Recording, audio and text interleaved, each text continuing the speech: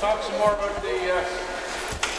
what we're doing here and a little bit of history on the project that our Prime Minister cancelled in 1959. In the 50s, as you're all aware, we were kind of in a Cold War situation with the Soviet Union, and there was a feeling that we needed an interceptor fighter that we could use to intercept Russian bombers, Soviet bombers. And as you're maybe aware, we already had our mid-Canada and DuLine radar sites for early warning against a Soviet intercession into our country. So anyway, we decided that we would try and come up with a bomber type of aircraft that would provide support to the Cold War situation. And this is what the size of the aircraft that they decided would do the job for them. It had to be able to fly at twice the speed of sound, and it had to be able to carry a fair amount of munitions in terms of rockets and bombs in the bomb bay underneath it.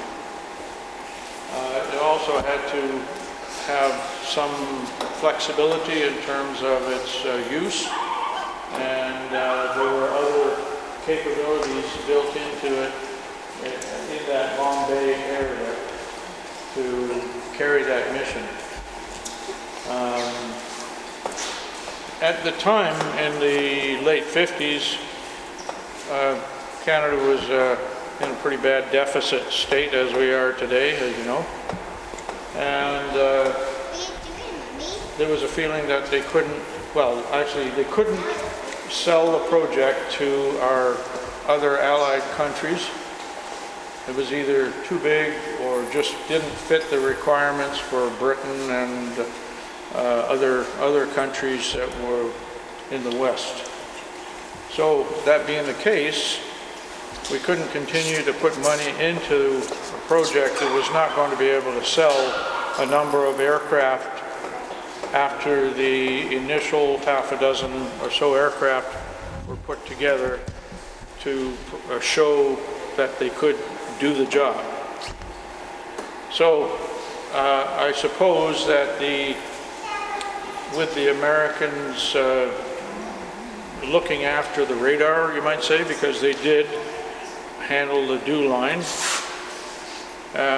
and wanted the protection against the Soviets in the northern part of North America, offered the 101 Voodoos. There's a cockpit of a Voodoo back there, and also the Beaumark missiles, which were nuclear capable, to, instead of going ahead with this project.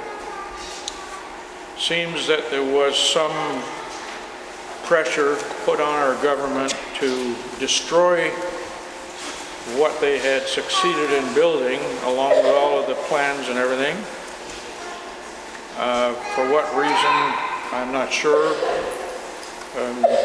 but they supposedly did that.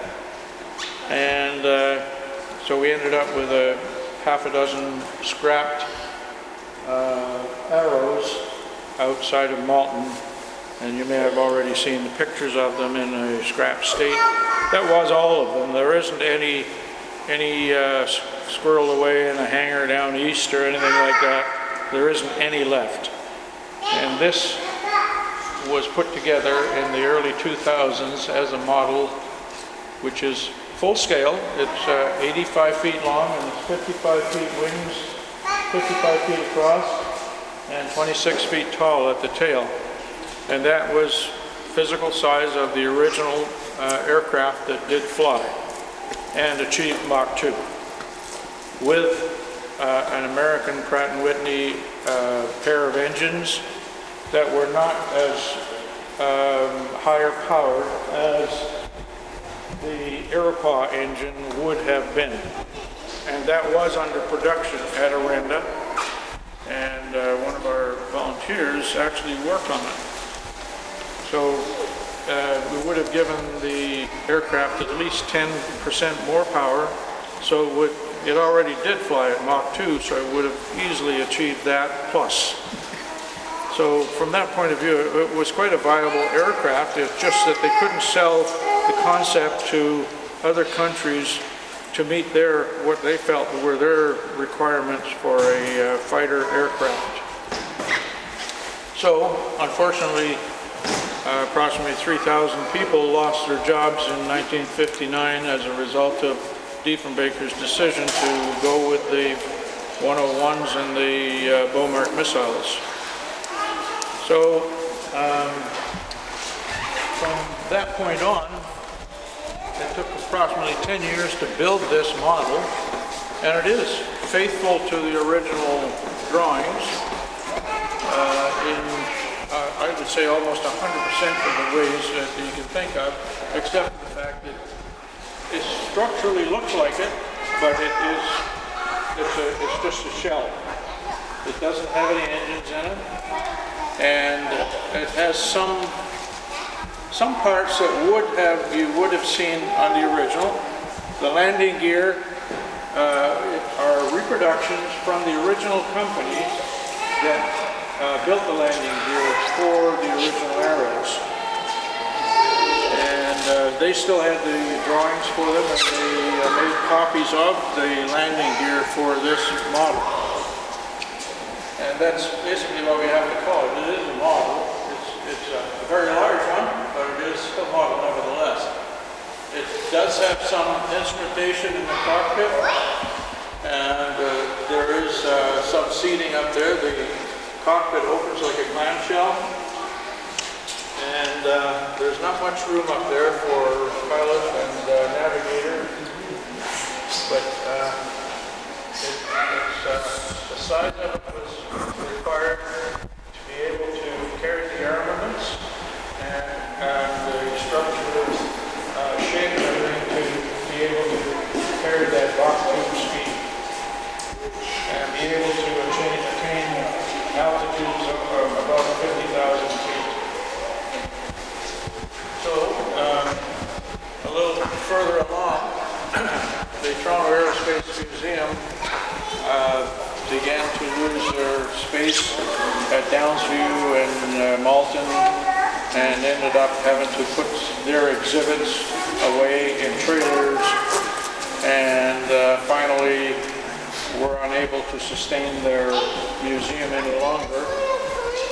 So the Arrow model here and other exhibits were wrapped up, you might say, and stored outside for a number of years, and consequently that kind of degraded them quite a bit.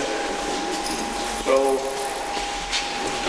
a year and a half or so ago, there was an attempt to get some of the exhibits up here. Milan Krupa, the owner of the airport, is quite enthusiastic about the Arrow as well as the Lancaster. The Lancaster went out to BC, and we were able to get the remaining models and other exhibits sent up here for safekeeping and exhibit them here. We put this together inside the hangar here. The tail is 26 feet high, the hangar door is only 20 feet, so it's not going out anytime soon. So there will be further exhibits as time passes, and a little more work on the aircraft. It looks pretty good the way it is, but there's always a little bits that we can do to make it look better. So we'll be trying to do that.